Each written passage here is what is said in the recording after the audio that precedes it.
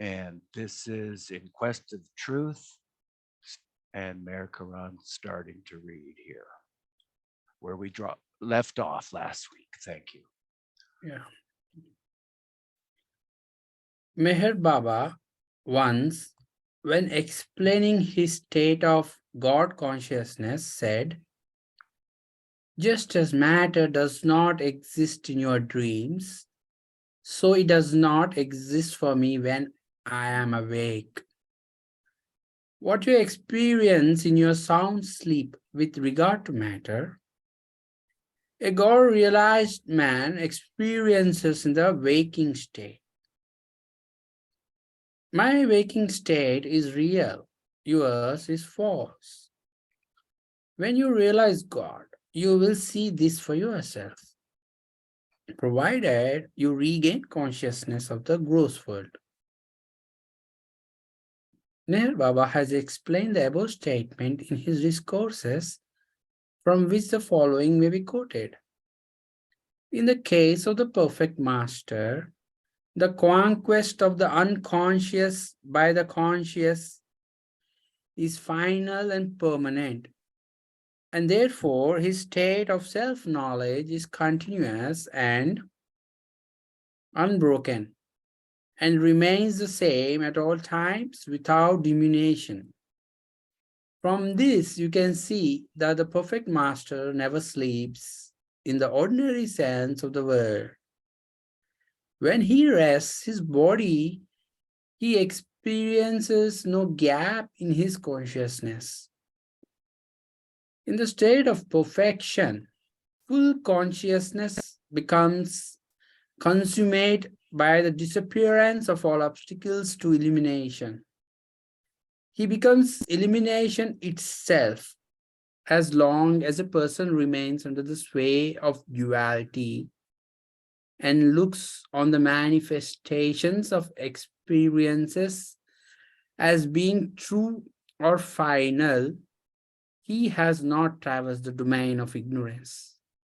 In the state of final understanding, a person realizes that the infinite, which is one without a second, is the only reality. The infinite pervades and includes all existence, leaving nothing as its rival. The person who has such realization has attained the highest state of full consciousness, which is the fruit of evolution, is retained, but the limitation of sanskaras and desires is completely transcended. The limited individuality, which is a creation of ignorance, is transformed into the divine individuality, which is unlimited. The illimitable consciousness of the universal soul becomes individualized in its focus without giving rise to any form of illusion.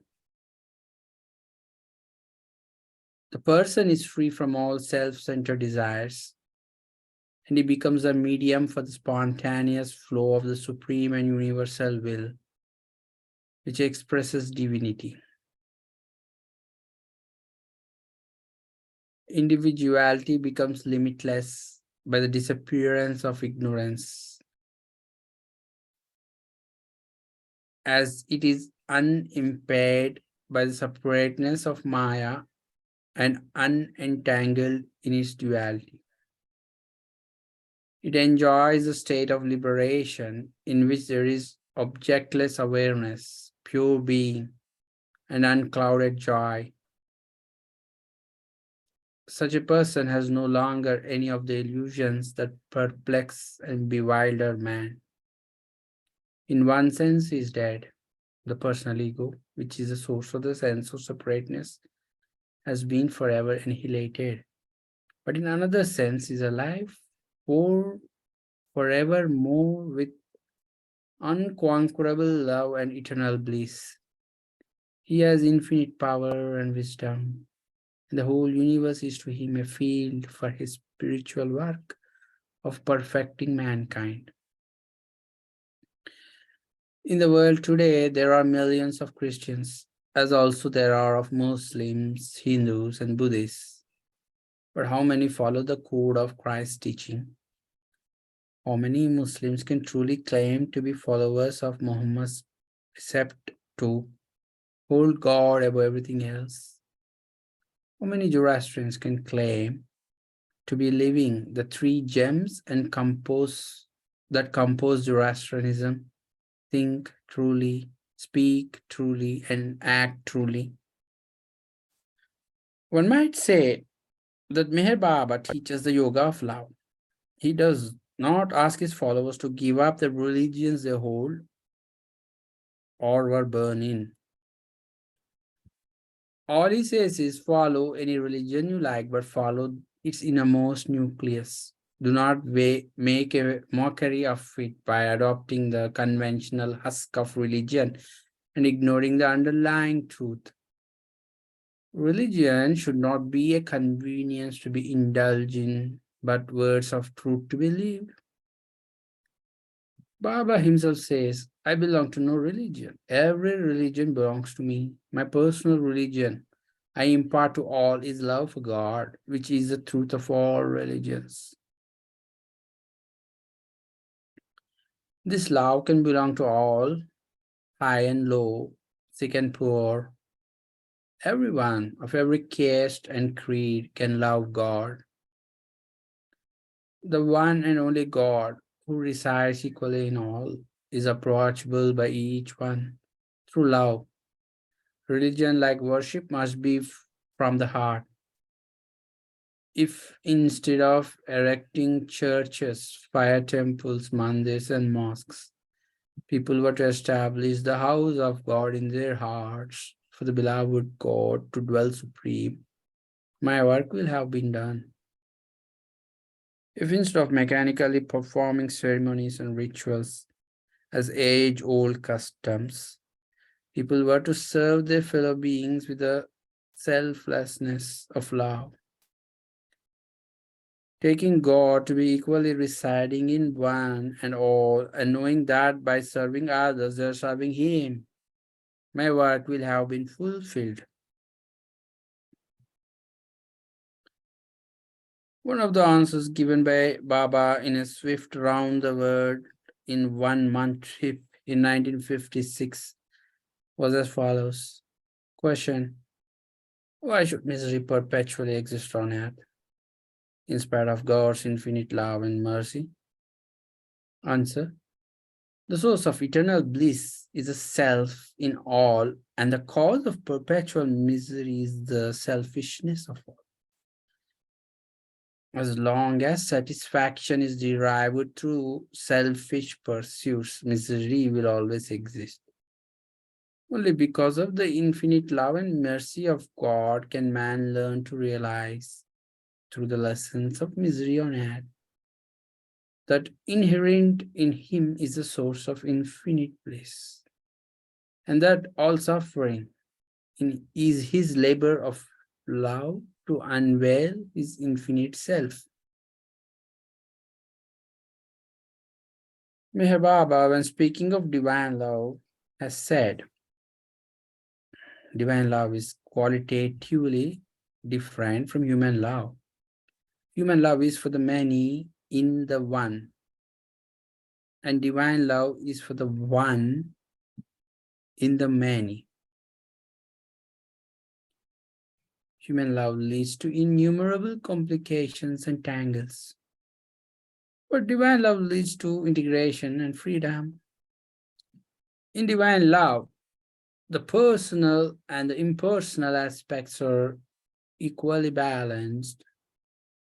But in human love, the two aspects are in alternating ascendancy. Human love, in its personal and impersonal aspects, is limited. But divine love, with its fusion of the personal and the impersonal aspects, is infinite in being and expression. Let us remember always, as Baba incessantly teaches, that there is only one soul, the oversoul, which is God, that we come from God and that we go back to God. And that therefore, in the intervening time, we are always a part of that soul or infinite God. Though unconscious of Him on our earthly pilgrimage through creation, let us always be conscious of the fact that within us is a spark of God. Let us keep it bright by nourishing it and warming it by deeds of selflessness and love to all living things, which in time must grow to such a big flame as will unite us with the universal flame of God. The burden of Baba's refrain is love God, and love God in capital. But the sophisticated mind will say, how can I love God when I do not know what God is? The answer is you are part of God. You come out of God and you will go back to God. Therefore, you in between are also a part of the God. But you are unconscious of your divine status. Therefore, creation had to come into being to enable you consciously to recognize your own divinity. For how can one know God except by being God? Thus, in some life or other, you will know God and be God. Meanwhile, love God, and love God in capital. Mir Baba, in his universal message after his return from a short trip to America and Australia, June 1958, states, throughout eternity, I have laid down principles and precepts, but mankind has ignored them. Man's inability to live God's words makes the avatar's teachings a mockery. Instead of practicing the compassion he taught, man has waged crusades in his name. Instead of living the humility, purity, and truth of his words, man has given way to hatred, greed, and violence. Because man has been deaf to the principles and precepts laid down by God in the past, in this present avataric form, I observe silence. You have asked for and been given enough words. It is now time to leave them. To get nearer and nearer to God, you have to get further and further away from me, and mine. You have not to renounce anything but your own self. It is as simple as that. Though found almost impossible, it is possible for you to renounce your limited self by grace. I have come to release that grace. I repeat, I lay down no precepts when I release the tide of truth which I have come to give. Men's daily lives will be the living precept. The words I have not spoken will come to life in them.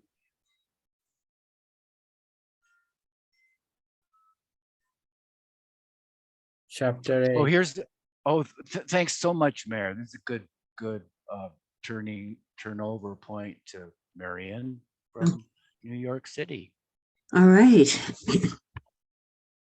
Chapter 13. Return to South Africa.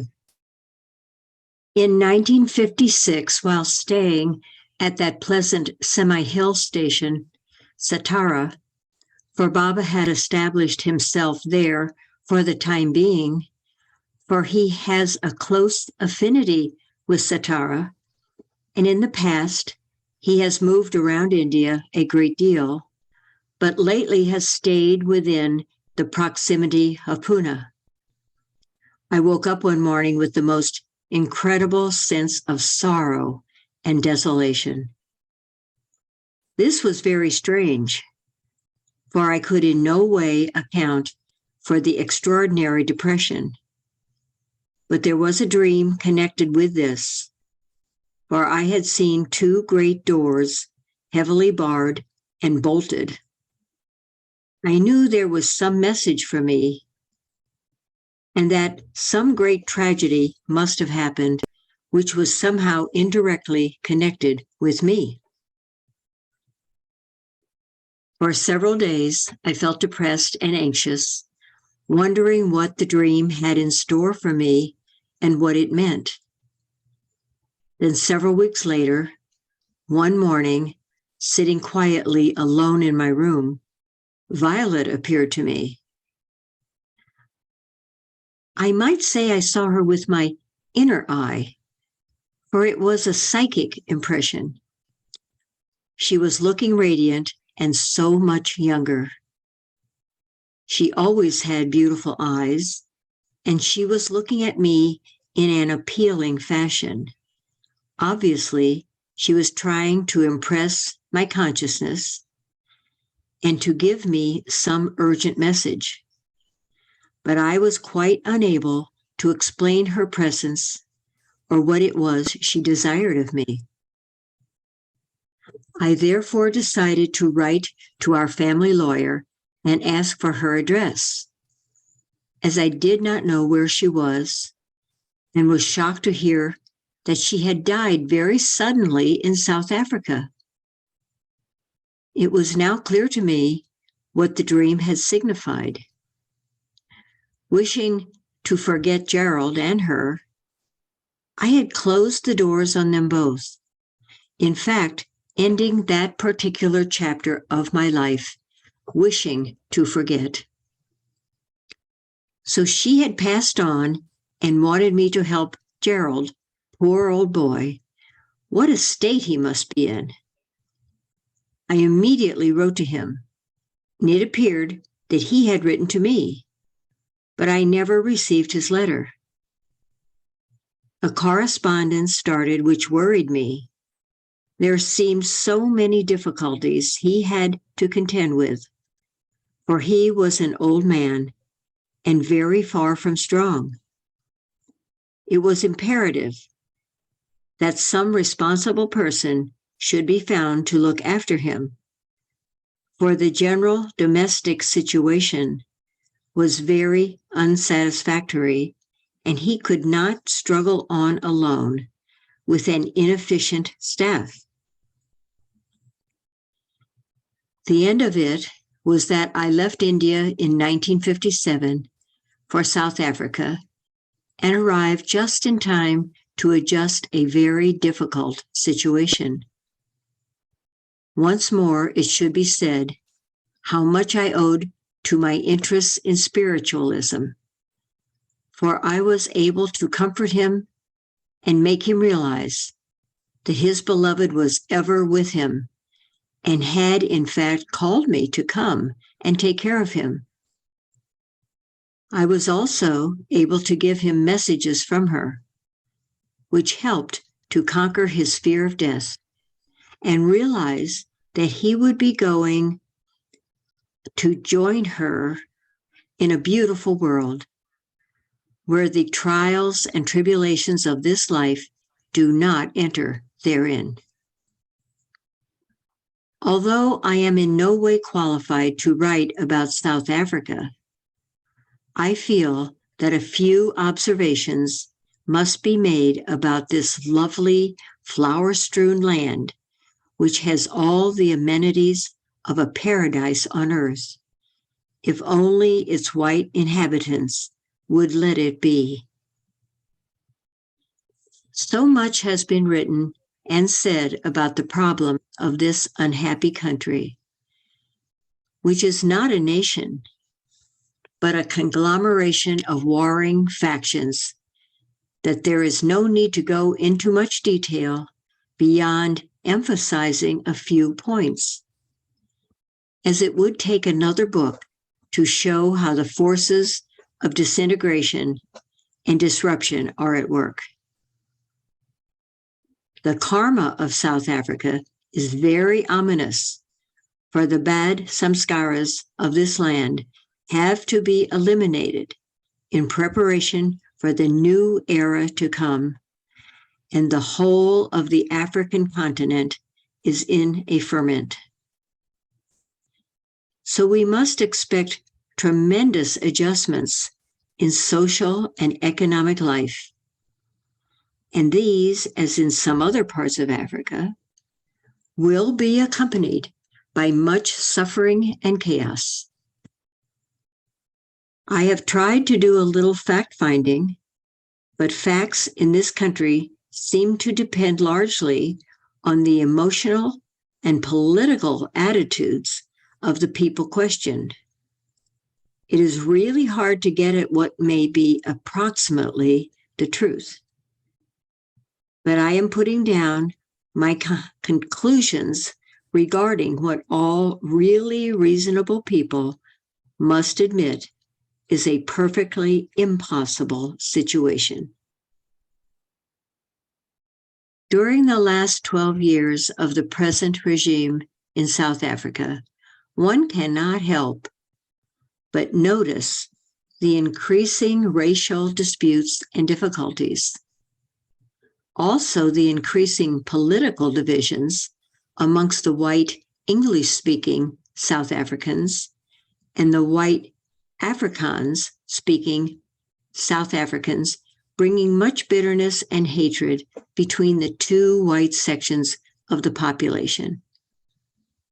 Then again, there is increasing hostility towards the whites in general, for the colored and native races cannot fail to feel rationalistic influences of the many African states coming into being. The slogans of freedom and independence are much in the air, although often there is little sense attached to them.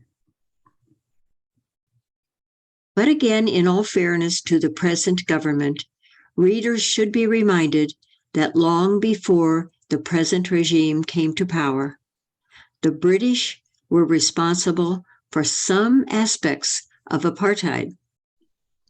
This reminds me how in 1926, when sailing on a French boat from Marseille to Mombasa, I made the acquaintance of a charming Indian diplomat. We played chess together, and towards the end of the voyage, I suggested that he should pay my husband and me a visit in Kenya, and was startled when he explained that in East Africa, it would not be possible for him to enter a white hotel. On my indignant inquiry, an English settler friend remarked, "Well, if you do invite him to stay with you, it means that you will be boycotted in East Africa." Yet my Indian friend was in the Aga Khan's secretariat and had been received into the best society in England. Anyone arriving in South Africa for the first time must be amazed to see offensive notices, quote, "whites only" and "non-whites only," stuck up everywhere on the benches, railway compartments, post offices, etc. Distinguished and undistinguished non-whites visiting will find themselves barred from some of the ordinary amenities of life. I was here in 1940 and again in 1950, as well as now for the last 4 years, so have noticed the progressive deterioration of racial relations, in fact, all relations. Let us take, for instance, some of the present legislation that seems expressly designed to cause as much irritation as possible, namely taxi apartheid. Sometime back, I wanted to send a taxi to meet my colored maid, but there was no licensed colored taxi to fetch her, and no white taxi could carry her. The result of this particular restriction has caused much needless suffering, also ruin in some cases for colored taxi drivers, since most of their clients are white. I even saw in the papers that on one occasion, a white ambulance had refused to pick up a critically injured African or even to give him a blanket. It should be explained that the word colored in South Africa has not the same meaning as in England. It applies to those who have got mixed ancestries. And since marriage between whites and coloreds did not become illegal till 1950, there is a large and growing population of coloreds in the country. Under the Population Registration Act, there was and is a most shocking inquisitional inquiry into the ancestry of South African families, which must have brought about a tremendous amount of dislocation and suffering. White families, finding that they had been classified as non-whites, and even families broken up, and husbands and wives, brothers and sisters, no longer being allowed to live under the same roof. One of the worst stories that I have heard is that told by Alan Paton, the well-known writer and leader of the Liberal Party. He stated at a public meeting that a white man coming back from business one day was confronted by two government officials who informed him that he had African blood. His wife immediately denounced him, and now he and his 3 children have been classified as non-white. One can just imagine the amount of blackmail that must be going on with informers spying on helpless and innocent families. One wonders how many today are living in a state of anxious foreboding, never knowing when the official hand of doom may descend on them. One of the latest edicts is that colored people will no longer be allowed to frequent the big public libraries. This means that colored research students will no longer be able to carry on their studies. Here to give an example of what is going on, I quote at length from the Cape Times, November 22nd, 1961. Quote, Pretoria, a family who were classed officially as white 10 years ago, appealed to the Supreme Court in Pretoria yesterday against a recent finding by the Race Classification Board that they were colored. Mr. Justice Snyman ordered that the names of the appellants should not be used.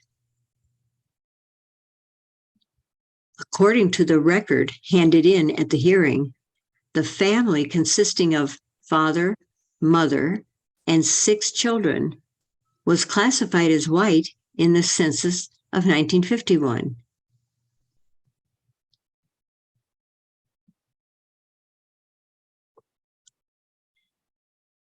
The judge looked at the children in the case yesterday. According to counsel for the appellants, Mr. H.F. Junod, they were accepted as white, as were the father and mother, who were in court. The judge said that they looked white, although it had put him in an invidious position to have to give such an opinion. Mr. Junod said that the Race Classification Board had misdirected itself on several aspects when it classified the family. It had put the onus on the family to prove that they were white. It had been prejudiced because it prejudged that the family had been colored and had tried to pass for white. It had also looked at the family as a group when it made its decision instead of treating them as individuals. Mr. Junod said that the board had rejected evidence that when father and mother married some 16 years ago, they were described by the marriage officer as white. End quote. This case continues, and as my book is soon going to press, I cannot await the outcome of the trial. But needless to say, for every case appearing in the papers, there must be many that do not appear at all in the press. One can just imagine the misery and apprehension of many families who pass for white.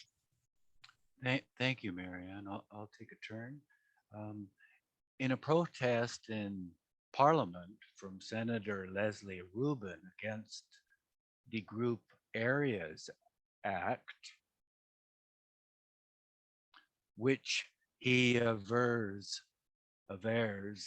is causing more and more racial friction, he stated, well-to-do colored men who have lived in the area all their lives told me that if and when they were ordered to move, they would fight back with the only weapon left to them. The denunciation of all their European relatives and all Europeans who they could prove had colored blood.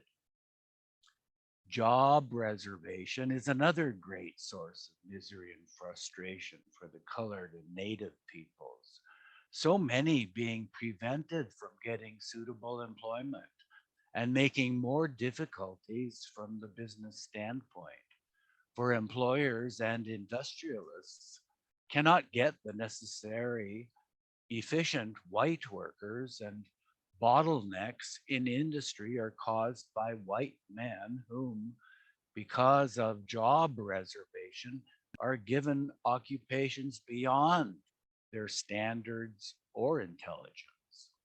Needless to say, this state of affairs is making this country a happy hunting ground for communists. And stories are told of Russian submarines landing saboteurs and agitators to complicate still further the issues at stake. The general lack of unity in South Africa does not really arise out of consideration of constitutional systems. It arises out of the differences of attitudes of mind concerning ethical and basic Christian concepts and principles. These differences are so tremendous that one cannot see any reconciliation or peace ahead, for there is no doubt that the discriminatory policy of apartheid is creating a dangerously explosive situation that is bound to have still more worldwide repercussions in the forms of boycotts and sanctions. Therefore, sound and prosperous foundation of the country's economy is being ruined by the ideological fanaticism of those in power. There does not seem to be much justice in South Africa because primarily the laws of the country are no longer just, and judges, no matter how honest or sympathetic, are powerless in the circumstances. Though several members of the bar have set fine examples in attempting to defend individuals and groups victimized by the application of present legislation. It is indeed very difficult for visitors to understand the mentality of some of the white South Africans who will not realize that they cannot put the clock back in a rapidly changing world.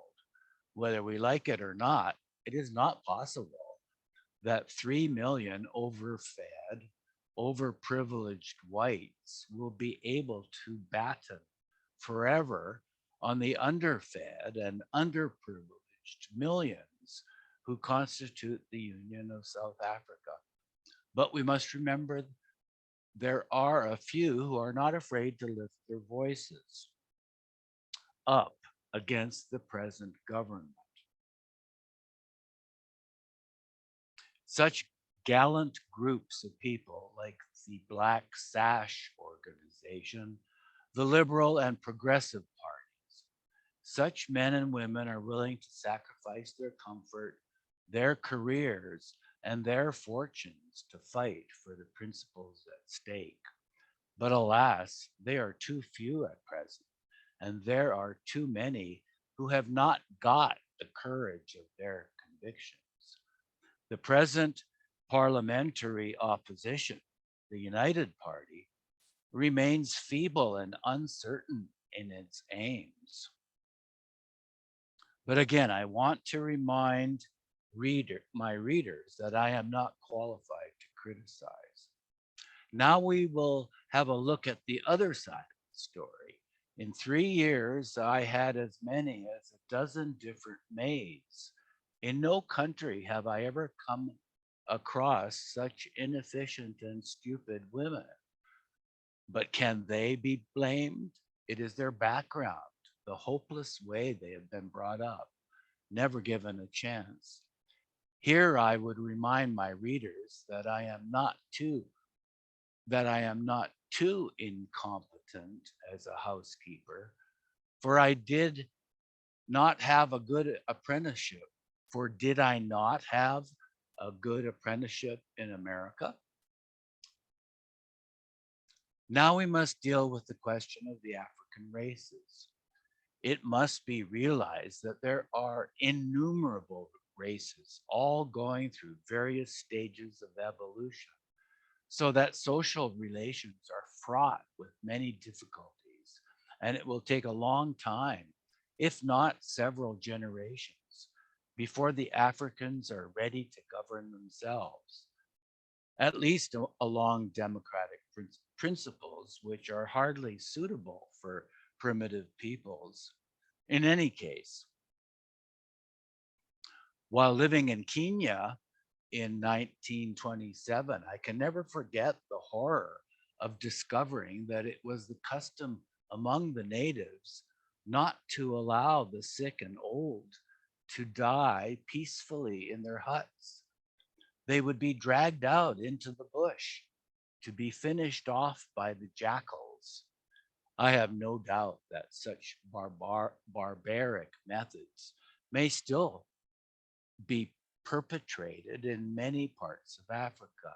It should be realized that the mentality of the primitive African is quite different from ours. There is a story told by a friend of mine, the wife of a former manager of a Johannesburg gold mine. She said how on one occasion they were expecting trouble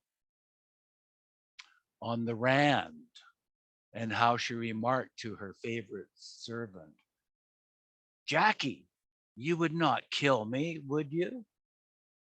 The boy protested, "No, Mom, no, Mom. I go next door. I kill Mrs. H. Her boy. He come and kill you." As a warning, we have the fate of Sister Iden.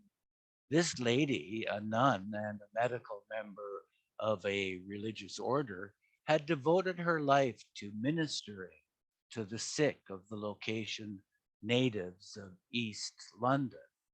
For some reason or other, the mob had been stirred up and was demonstrating against the municipality.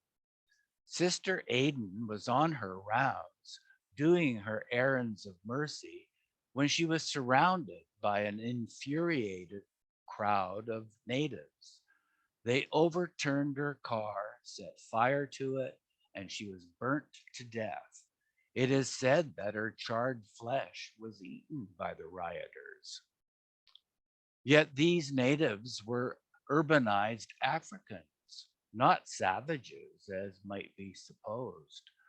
This did not happen long ago and can happen again anytime. Such incidents show the inherent difficulties in dealing with primitive peoples and the urbanized African is living in a kind of spiritual vacuum. So it is useless to look at the problems connected with his development through rose-colored spectacles. But brutality is no monopoly of Africans. What about the so-called civilized whites? Having lived in Kenya, I learned quite a lot about the general callousness of settlers and their children. Their attitude towards wildlife horrified Gerald. In fact, we could not stand up to the savagery of life in Kenya and left. As for the big game hunters, tourists from America and England would arrive who hardly knew how to hold a rifle. They would take a professional white hunter with them on safari and massacre game without taking any risks of their own. In fact, they will even shoot from motor cars and planes. These hunters would return to their homes with their stuffed trophies and brag about their exploits. While on this subject, I hope readers will know Joy Adamson's wonderful book, Born Free, and its counterpart, Living Free. Mr. and Mrs. Adamson, a Kenya game warden, and his wife are not the first Europeans to raise lion cubs to maturity, but they are the first to have been able to return a full-grown lioness to a natural wildlife, and at the same time to retain their intimacy with her. They made periodic visits to the area where Elsa lived, and she comes out of the jungle almost at call to renew her companionship of cub days with her quote unquote pride. This astonishing story of the bridging of two worlds is vouched for by hundreds of remarkable photographs. Elsa now has cubs of her own and would bring them to visit the Adamsons as well. Mr. Adamson, in one of her letters to me, writes, Elsa possesses far more tact, consideration, and fairness than most people I know. She has achieved that her very jealous cubs are on a friendly, tolerating truce with us. Whenever we visit them or they come to the camp with Elsa, and also Elsa misses no opportunity to show me her affection, but carefully chooses moments when the cubs do not watch us. In another letter, Mrs. Adamson asks, animals inspire the best in us, but do we inspire the best in animals? Does our vanity, greed, and self-importance give us the right to exterminate them as we are trying to do, only seeing our point of view? Our life would be very poor without animals, let alone the whole ecology of not only wildlife, but also civilized life. How close one feels, still united to wildlife and nature,